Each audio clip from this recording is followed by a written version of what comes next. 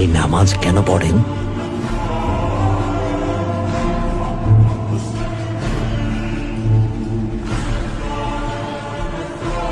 নামাজের মাধ্যমে শুকরিয়া আদায় করি। এর মাধ্যমে আল্লাহ তাআলাকে স্মরণ করি, আল্লাহর কাছে ক্ষমা চাই।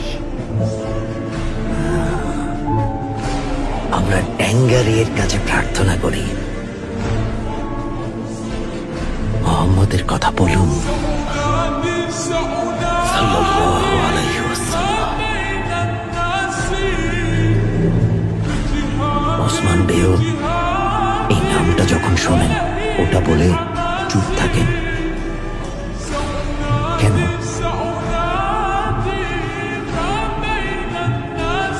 কারণ যার কথায় উনি দুজাহানের একমাত্র সুলতান। উনি ছিলেন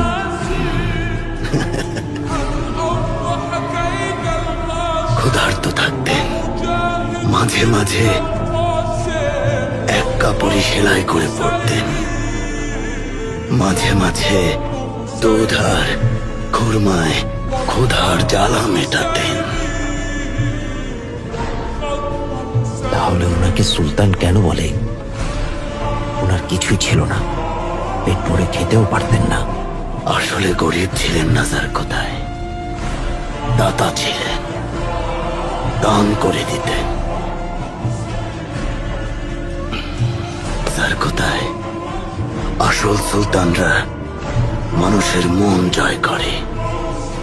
খাঁটি সুলতান মানুষের মনের বসতির সুলতান। জানাজার কথায় আসল অভিযান হলো মানুষের মন জয় করে নেয়া। নবীজি এমন সুলতান ছিলেন, ক্ষমাশীল ছিলেন। উনি দুনিয়ার সবার কথা চিন্তা করতেন।